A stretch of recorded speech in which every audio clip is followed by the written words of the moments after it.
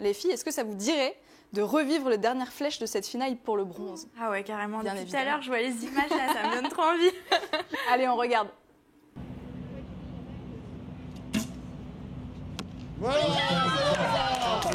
Sitting on their line behind her, you just noticed they're absolutely pumped for this. Absolutely pumped indeed. An 8 to take this one because that will give them 52 points, potentially 53, so a 7 may be enough here.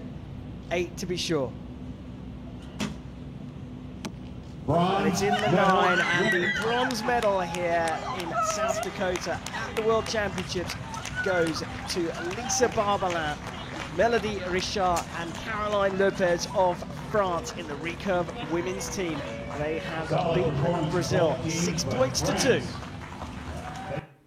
Jean-Manuel, est-ce que tu as lâché la petite larme ou pas? Ouais, un petit peu comme ça. Ouais, là, t'as l'air ému. Les yeux Hein. qui brillent. C'est Lisa aussi, j'ai l'impression qu'il y a une transmission d'émotions.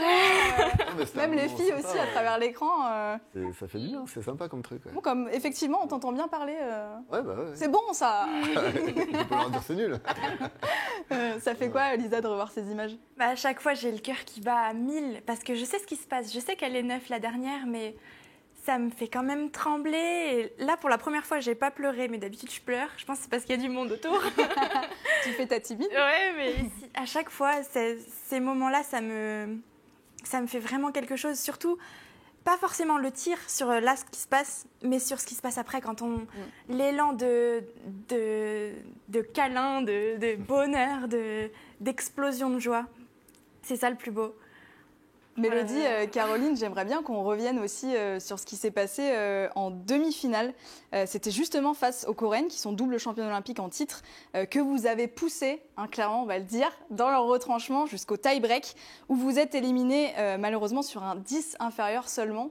Alors déjà, Caroline, explique-nous ce que ça veut dire un 10 inférieur, pour ceux qui ne connaissent pas bien.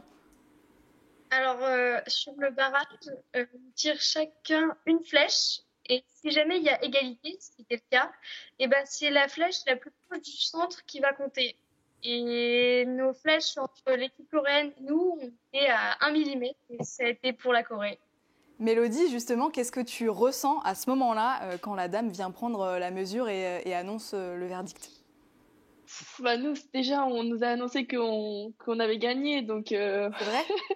on était hyper heureuses.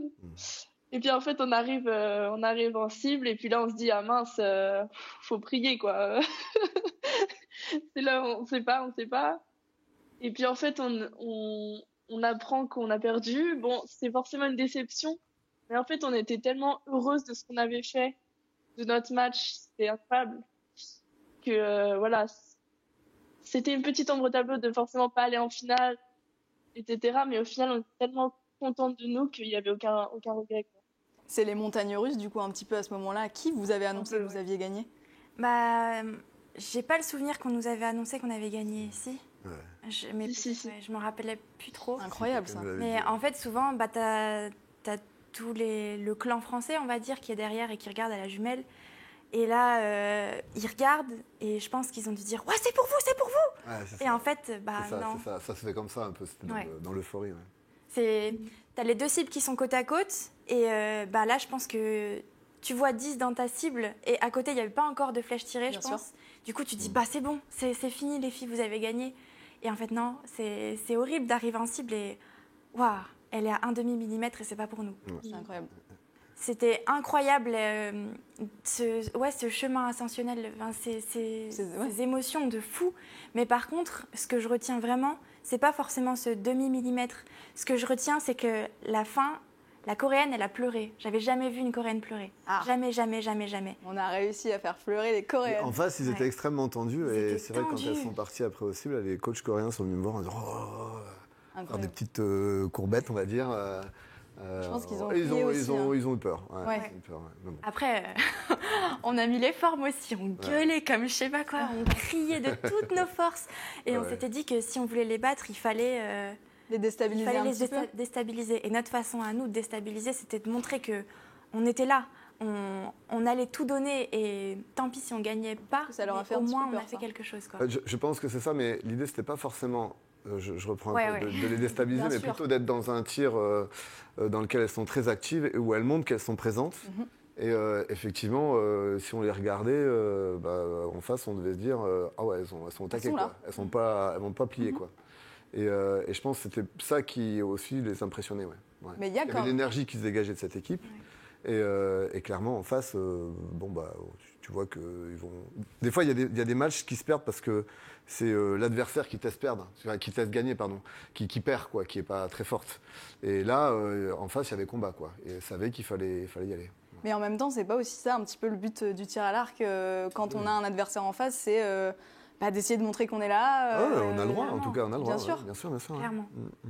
Ça t'a pas rappelé un petit remake il me semble qu'il y a une Coréenne qui est dans l'équipe que tu as prise plusieurs fois en compétition et que ça t'était déjà un petit peu arrivé, ce genre de situation-là. Oui, exactement. Tu te rappelles, Manu, c'était au championnat du monde aussi junior. Tu as fait 5e, non ? Madrid, ouais, où j'ai fait 4e. 4e ?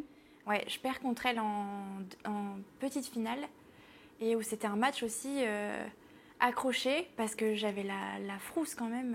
Je tirais pas à mon meilleur niveau, mais je voyais qu'à côté ça tremblait aussi et c'est ça qui est toute cette tension. J'adore ça. Et puis pareil, le quart de finale c'était contre elle et ça s'est joué à un demi-millimètre. Les images là, c'est ça.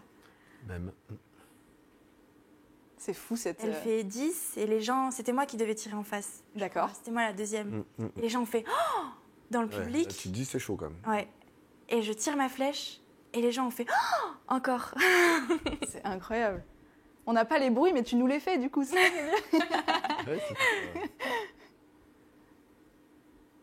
là, tu te dis que t'as pas le choix de faire un 10 de toute façon. Il faut faire un 10. Incroyable. Et là, du coup, tu sais pas ?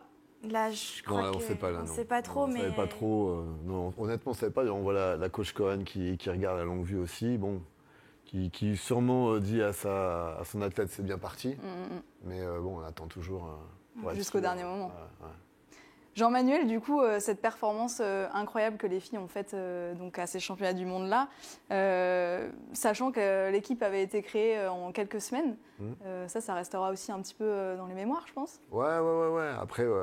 Après, elles ont joué le jeu dans la préparation, elles ont été top, et puis elles étaient bien formées. Elles revenaient des championnats du monde où elles ont eu de bons résultats. Sur le pôle de Nancy, ça bosse bien. Donc il y avait toute cette... j'ai profité un peu de ce qu'ont mis en place mes collègues, j'avoue.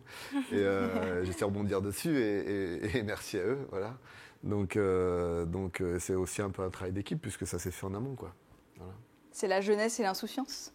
Ouais, c'était une équipe très insouciante. Ça c'est cool.